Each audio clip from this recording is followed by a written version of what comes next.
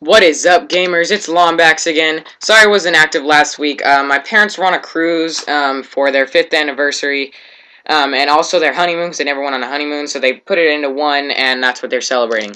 So they were in Mexico, and I was staying at my grandparents' house, and they didn't have internet up there, so I couldn't upload anything. But I'll be back now, and I'll be uploading videos, and I'm also getting my vlog channel ready, which hopefully will be up by the weekend. But today I wanted to talk about Gameinformer magazine, issue 234, which has Super Mario on the front of it. And I'm going to be talking about what interested me. Like, I read this magazine. Most people just look at the pictures or just get the magazine, don't even read it, that have the Power Up Rewards card from GameStop, or just get the magazine. But I actually read these, and I read a lot of articles, and it helps me get a view of what games I could possibly be playing, what games to get, what games to rent, what to look at, to possibly put on YouTube. So Game Informer definitely helps me with my gaming in general, even before YouTube, but it'll definitely help me now with YouTube, and it'll be I don't know if it'll be a new series about just the Game Informer magazine whenever it comes out, but it's definitely possible. But this will definitely this will just be the first video. So the first thing is on the second page, and it's Assassin's Creed 3. And it has over 60 E3 nominations. That means this game is going to be badass. This is one of the best games ever. I mean, 60 E3 nominations, that's a lot of fucking nominations. Are you kidding me?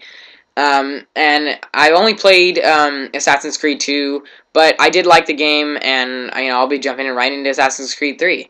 And for those of you that don't know, it comes out on October 30th. The next thing that stood out to me was this picture of a headset company. I don't know if they're new, I don't know if they're old, I just know I've never heard of them, and it looks pretty cool. They're called Afterglow, and it's wired and wireless headsets. Now, it shows a picture of a guy that's in the Civil War. He looks like he's on the Union side fighting the Confederacy or something. But he's got a headset around his neck, and it's glowing green. So I don't know if that's what their headsets actually do, if they actually glow, or if there's like an LED light that has colors on it or something. But that actually seems definitely cool, and I will definitely be checking that out. And maybe you guys should too. Maybe you guys will like them. I use Turtle Beaches right now, and I know they're not the greatest thing. I only have P11s because I can't really afford a lot of things. It was actually my grandma helped me pay for them. But yeah, it seems like something I will definitely be checking out. The next thing was about EA's Battlefield 4. I almost said Battlefield 3. And I'm going to read you an article. It says, EA hasn't talked a lot about Battlefield 4 other than to acknowledge its details about the next major installment in the mega franchise. The beta program starts in the fall of next year. You can currently get it my bad, that is a fail. You can currently get it if you pre-order Medal of Honor Warfighter, and developer DICE confirmed that it stays in the modern setting. Battlefield fans may also be heartened to hear that the studio hasn't ruled out a return of the Bad Company offshoot series. So, I know a lot of people liked Bad Company, and so did I, but yeah, they won't be bringing that back. It'll just be Battlefield 4. The next thing is about Halo 4, and I know I don't play Xbox, but I do like the game Halo. I do play Xbox when I go over to my friend's house because majority of my friends that go to school with me have an Xbox, and that go to my old school have an Xbox. So whenever I go and spend the night at their house or go and chill with them, I go and I play on their system, obviously, because I don't want to bring mine all the way. It's big fat PS3, and I love it to death, but it's freaking huge. But it's got I think a 2-page article, and it's on just the new Halo 4 stuff. But something that popped out to me was it says Enter the Prometheans, which I think is the new force that you'll be fighting for those of you who do play Halo 4. And it's instead of the elites, it's the Prometheans now. I think you're on a different planet. I don't know all the details. I'm just assuming off of what I've read and saw.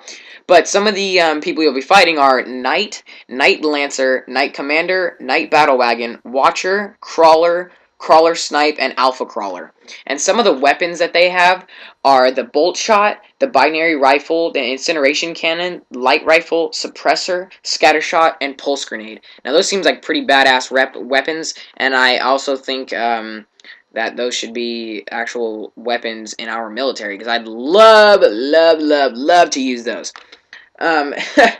The next thing that stood out to me was the biggest thing in this Game Informer magazine, in my opinion. Most other people probably don't think this because not a lot of people like Black Ops 2, I'm hearing. A lot of people are not going to get it. I have recently discovered, and I think that's pretty dumb, but a lot of people don't like Black Ops 2, apparently. But I do, and a lot of other people do. And I'll be the main content that I'll be posting on my channel once Black Ops 2 comes out. But let's get into what I saw that was really, really stood out to me. So, talking about the map Yemen, it says, it's a relatively tight map set in an urban Middle Eastern environment. Now, this, to me, is going to be awesome, because I love Middle Eastern maps, like Dome, Afghan from MW2. I love the sand maps. They're just really cool to me, and actually, I love the actual urban setting in Afghanistan or Iran, or just the Middle East in general, like they said. Another thing that stood out to me was Yemen provides one of the most memorable moments from my session. I walk into an alley right as an opponent tosses a smoke grenade. In previous games, I know this situation wouldn't have ended well. Fortunately, my millimeter wave scanner provides an outline of the offender as he blindly fires in my direction. I'm able to pinpoint him quickly and score an easy 100 points.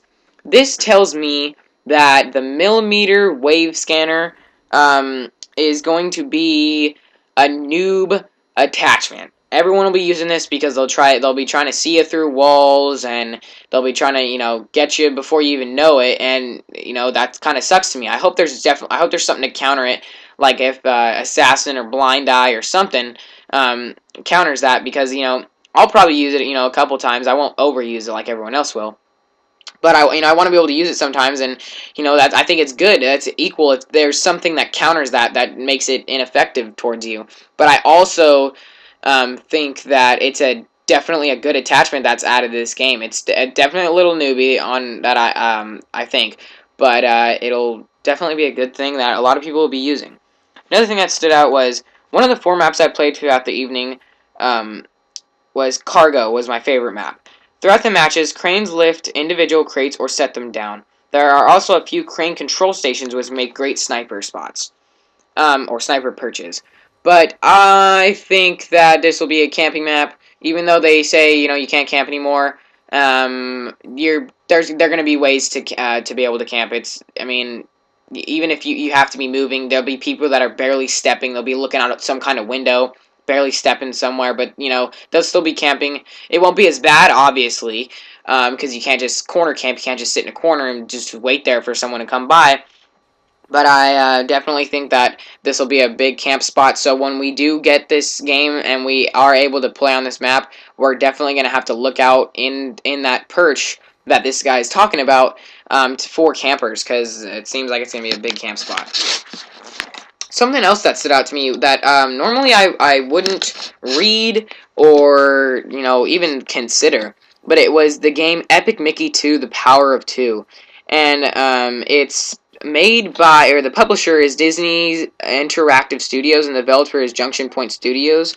And I read the whole article, and I was like, well, I do play action and adventure games. That's how I started gaming with Ratchet and Clank, as you guys know.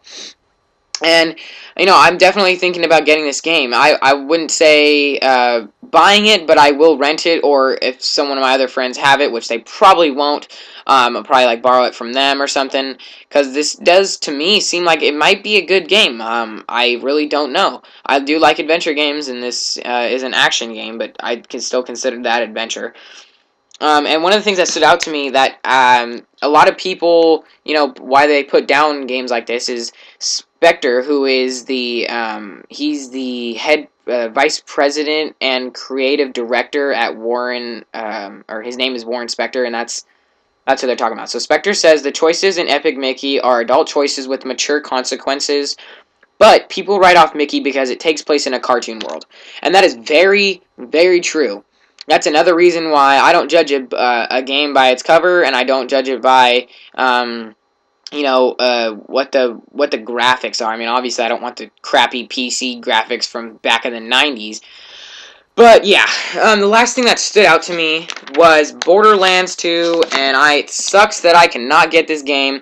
It is Game Informer Game of the Month, and it also got a Game Informer Platinum, which is for, you have to get, I think it's a 9 and above, and they got a 9.75.